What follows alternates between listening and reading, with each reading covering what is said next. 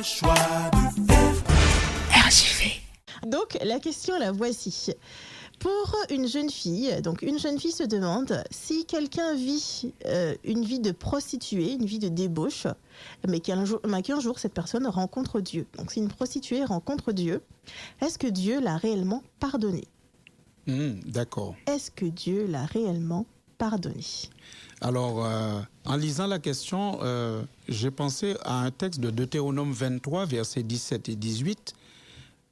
Peut-être, je ne sais pas, est-ce que c'est peut-être ce texte que cette personne a lu qui fait qu'elle a cette inquiétude, si quelqu'un a été dans la prostitution, est-ce que cette personne peut être réellement pardonnée ? Alors, on va lire le texte. Deutéronome 23, versets 17 et 18. « Il n'y aura aucune prostituée parmi les filles d'Israël, et il n'y aura aucun prostitué parmi les fils d'Israël. Tu n'apporteras point dans la maison de l'Éternel ton Dieu le salaire d'une prostituée, ni le prix d'un chien, pour l'accomplissement d'un vœu quelconque, car l'un et l'autre sont en abomination à l'Éternel ton Dieu. » Ok. Alors, en lisant ce texte, peut-être qu'on peut penser que, bon, effectivement, aucun prostitué parmi le peuple d'Israël, est-ce que c'est quelque chose de tellement abominable que Dieu ne peut pas pardonner cela ? Peut-être, je me suis dit peut-être que c'est cette lecture, mais en fait, il faudrait que nous puissions ne jamais nous arrêter sur un seul texte de la Bible, mais regarder l'ensemble de l'enseignement sur un thème. Et concernant la prostituée, eh bien, la Bible est claire. Il y a de nombreuses prostituées qui ont rencontré le Seigneur, à qui le Seigneur a fait grâce. Non seulement leur a fait grâce, mais leur a confié un ministère hyper important. Un exemple, certainement le plus célèbre de toute la Bible, qui a traversé toute la Bible, c'est l'exemple d'une femme qui s'appelait Rahab. C'est le premier qui m'est venu à la tête. Vous voyez, cette femme s'appelait Rahab, et la Bible dit que dans Hébreux 11 au verset 30, que cette femme, elle fait partie de la galerie des personnes de foi, des personnes qui sont reconnues dans la Bible pour leur foi. Dans Hébreux 11 au verset 30, elle fait partie de toute cette liste où on trouve Moïse, Daniel, etc.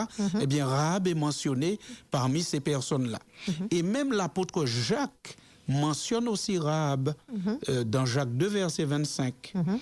Il mentionne aussi Rahab et chaque fois, ils ont soin de préciser Rahab la prostituée. Comme pour bien dire, c'est bien de celle-là dont je vous parle, c'est bien cette femme-là, et elle est un personnage de l'Ancien Testament, mais cité maintes fois dans le Nouveau Testament comme un exemple. Vous avez trouvé Jacques 2, verset 25 ? Oui, j'aime beaucoup ce verset puisqu'il est très parlant pour la question. Rahab la prostituée ne fut-elle pas également justifiée par les œuvres lorsqu'elle reçut les messagers et qu'elle les fit partir par un autre chemin ? Donc en fait, il pose une question, c'est limite une question rhétorique. Oui. En gros, est-ce que c'est pas évident qu'elle a été prostituée, mais elle a été sauvée par les œuvres lorsqu'elle a sauvé ses messagers qui étaient dans la ville de Jéricho ? Oui, Rahab était prostituée, c'est clairement établi, Ancien Testament et Nouveau Testament, mais c'est aussi clairement établi qu'elle est sauvée. C'est clairement établi donc que Dieu lui a pardonné. Et comment ça s'est fait ? C'est parce qu'elle s'est engagée pour le Seigneur et elle a fait un travail avec le Seigneur. Mais ça va bien plus loin, puisque dans l'évangile de Matthieu, lorsqu'on lit la généalogie de Jésus, c'est-à-dire qu'on parle de ceux qui sont dans son arbre généalogique, elle est mentionnée. Elle est mentionnée dans Matthieu 1, verset 5. D'accord ? Elle est là et on parle de cette femme, de Rahab, qui a épousé un certain monsieur qui s'appelait Boaz et ensemble, ils ont engendré un fils qui s'appelait Obed, etc. Donc, et c'est là qu'on voit que non, plutôt, Salmon engendra Boaz de Rahab. Donc, Rahab avait épousé Salmon, je corrige. Donc, c'est là qu'on voit que cette femme, elle est mentionnée comme prostituée depuis le livre de Josué. Depuis le livre de Josué, chapitre 2, chapitre 6, son histoire est racontée. Si cette auditrice veut aller lire, Josué 2, Josué 6, elle était une prostituée. Mais à un moment, quand elle a rencontré des émissaires du peuple de Dieu, elle a rencontré des hommes de Dieu, elle a certainement entendu ce qui était dit, elle a accepté, et elle a donné sa vie et elle a été même parmi les Je me ancêtres demande de même, est-ce Jésus. que ça a pris autant de temps? Parce que là, bon, elle a entendu, elle a rencontré. Là, eux, ils étaient en train de courir, hein, les messagers. Ils Oui. étaient en train de fuir. Est-ce qu'ils ont eu le temps de délivrer un message même? Alors, ils se sont certainement présentés à elle. Alors, certainement qu'elle n'a pas eu besoin de 6 mois de discours Voilà. pour comprendre, mais elle a accepté. Ça veut dire que quand bien même elle était prostituée, son cœur était un cœur C'est là où tendre. je veux en venir. C'est que au-delà du fait d'être prostituée, on a cette disposition à entendre la voix de Dieu. Et aussi, souvent, j'ai pensé en tout cas à ça lorsque j'ai lu la question. Il y a le verset qui dit, alors corrigez-moi si je me trompe, hein, que les prostituées nous dépasseront dans le royaume des cieux. Alors, vous ne vous trompez pas, c'est dans Matthieu chapitre 21 où Jésus lui-même montre cela. Mais si vous me permettez, je reviens en arrière sur une notion que vous avez avancée qui est très, très belle. On peut être dans la prostitution, mais ça ne veut pas dire qu'on a un cœur fermé. C'est pour cela qu'il ne nous faut pas juger les personnes. On ne sait pas quelles sont les circonstances qui ont amené quelqu'un à être peut-être dans la Qui prostitution. ont ou dans emmené autre et qui maintiennent. et qui maintiennent. Donc, ne jugeons pas la personne, mais le jour où elle a l'opportunité, cette personne, eh bien, elle accepte le Christ et elle est pleinement sauvée. D'ailleurs, le texte qui a été, que vous avez cité, Matthieu 21, la section, c'est versets 28 jusqu'à 32, Matthieu 21, 28 jusqu'à 32, Jésus veut illustrer l'importance de la repentance. Et il raconte une parabole. On peut la lire, puisque c'est notre dernière question. On peut prendre 2 minutes pour la lire. Pas de souci. Alors, je vais lire. Matthieu 21, verset 28 jusqu'à 32. Que vous ensemble, un homme avait 2 fils, et s'adressant au premier, il dit, « Mon enfant, va travailler aujourd'hui dans ma vigne. » Il répondit, « Je ne veux pas. » Ensuite, il se repentit et il alla. S'adressant à l'autre, il dit la même chose, et ce fils répondit, « Je veux bien, Seigneur. » Et il n'alla pas. Lequel des 2 a fait la volonté du Père? Ils répondirent, « Le premier. » Et Jésus leur dit, « Je vous le dis, en vérité, les publicains et les prostituées vous devanceront dans le royaume de Dieu. Car Jean est venu à vous dans la voie de la justice, et vous n'avez pas cru en lui. Mais les publicains et les prostituées ont cru en lui. Et vous qui avez vu cela, vous ne vous êtes pas ensuite repentis pour croire en lui. » Waouh! C'est clair, hein? Et c'est Jésus qui parle. Et Jésus est en train de dire ici, en fait, les prostituées vont devancer ces personnes-là dans le royaume de Dieu parce que ce sont des personnes, quand elles ont entendu l'appel du Seigneur, elles se sont repenties. C'est-à-dire qu'elles ont changé de route, elles ont changé de voie, elles sont rentrées dans le plan du Seigneur. Et là, ça peut rassurer notre auditrice qui a posé la question. Une personne peut être dans la prostitution ou avoir été dans la prostitution pour X raisons que nous n'avons pas à juger. Peut-être des circonstances l'ont emmené là. Mais si cette personne entend la voix du Seigneur, rencontre des émissaires du Seigneur et accepte l'évangile, cette personne, elle est parfaitement blanchie, lavée, purifiée, pardonnée. Elle est éligible au royaume des cieux. Tout à fait. Voilà. Et c'est pour cela que la question posait, la question, il y avait le mot réellement. Est-ce que Dieu va réellement pardonner à cette personne? Eh bien oui, Dieu va réellement pardonner à cette personne si son repentir est réel. Si elle fait une confession sincère, honnête, pleine et entière, elle sera réellement pardonnée.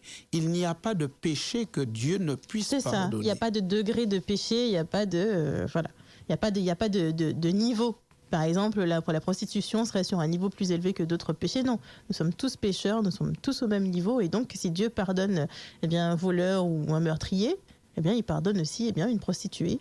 Oui, et quand bien même ce serait quelqu'un qui aurait peut-être dû commettre, pour X raisons aussi, un avortement ou peu importe ces choses, ce qui compte, c'est l'authenticité de la repentance. Et le pardon sera aussi authentique, réel. Et plus beau encore, ce qui est particulièrement touchant dans les évangiles, c'est comment non seulement Dieu pardonne, mais comment il est capable de confier une mission de toute première importance à cette personne-là. Alors du coup, est-ce que c'est pas la porte ouverte? Est-ce qu'on va se dire, tiens, pour l'instant, je suis prostituée, j'ai entendu la voix de Dieu, mais bon, pour l'instant, je suis pas encore prête. Si le Seigneur m'accepte comme je suis, alors dans ce cas-là, je vais attendre un peu avant de vraiment faire le changement. Mais dans mon cœur, je suis inclinée vers Dieu. Alors, il y a beaucoup de dangers à parler comme cela. Premièrement, parce que si on parle comme cela, on peut être surpris par la vie et ne pas avoir le temps de mettre en application ce qu'on a dans le cœur. Souvenez-vous de ce que Jacques a dit quand il a parlé de Rahab. Jacques 2,25, il disait que Rahab, la prostituée, ne fut-elle pas également justifiée par les œuvres? C'est-à-dire que Rahab n'avait pas seulement une bonne intention dans le cœur, mais Rahab... Elle a démontré. Elle a démontré, elle a laissé cette intention se transformer en action. D'accord? Donc, si on dit « je vais le faire après », on peut être surpris par la mort ou par toute autre chose et ne pas avoir le temps. L'autre chose, c'est qu'il ne faut pas oublier que toute pratique de péché laisse des séquelles dans notre vie. Et plus on y demeure longtemps, plus les séquelles peuvent être dommageables. Donc, les conséquences dommageables. Donc, quand on entend la voix du Seigneur, le plus tôt on peut répondre positivement, le mieux ça vaut pour notre vie présente maintenant. Et le mieux ça vaut parce que la Bible parle toujours de l'appel de Dieu avec une notion d'urgence. Lorsque la Bible parle, ne serait-ce que dans le livre des Actes, des apôtres qui prêchent, on sent qu'ils prêchent toujours avec la notion d'urgence. Ils disent toujours aux gens, repentez-vous. Il y a une notion d'urgence à la repentance. On ne peut pas renvoyer cela à plus tard. L'urgence, eh bien, justement, c'est pour éviter les dommages dans nos vies à cause du péché. Voilà. D'accord, très bien. Alors, pasteur, est-ce qu'il y a du coup une conclusion pour cette question? Alors, la conclusion serait de dire à notre chère auditrice et à tous les autres auditeurs, Dieu est bon. Amen. Il peut pardonner quelles que soient nos fautes et nos péchés, mais il nous faut venir à lui sincèrement, entièrement. Il ne faut pas que notre repentance reste au stade d'intention, d'émotion, mais que ça devienne une réalité et des pratiques dans notre vie. Et le Seigneur est capable de nous sortir de n'importe quel bas-fond et de nous confier n'importe quel ministère très élevé. Un autre jour, peut-être que nous parlerons d'une autre femme, la première personne qui annonce la résurrection de Jésus. Eh bien, si on fait sa biographie, on verra que cette femme, elle n'a pas eu des choses tout à fait simples dans son passé, et pourtant, c'est à elle qu'on confie la mission d'annoncer le Christ ressuscité. Et c'est ça toute la beauté de l'Évangile. Et je veux insister pour dire à tous nos auditeurs, venez à Jésus. Venez à Jésus. Amen. Il est bon, il pardonne, il sauve, il fait grâce, il transforme. C'est une alliance, ça. C'est l'alliance. Exactement. Alors, chers auditeurs, eh bien, nous avons eu le plaisir de vous avoir pour notre première émission dans le cadre de la réponse du pasteur. Alors, ça fait partie du concept du moment de grâce. C'est toujours le moment de grâce. C'est juste que le dimanche, eh bien, nous aurons la réponse du pasteur. Donc, n'hésitez pas à poser vos questions, à nous soumettre vos questionnements sur quel que soit le sujet, mais qui concerne la Bible. Alors, si le pasteur, comme il a dit en début d'émission, s'il n'arrive pas à répondre ou si alors il y a des éléments qui concernent d'autres spécialités, donc dans ce cas-là, nous ferons appel aux spécialistes nécessaires. Mais voilà, nous restons à votre écoute. Le numéro de téléphone, on le rappelle une dernière fois, 06 94 23 33 52. RGV.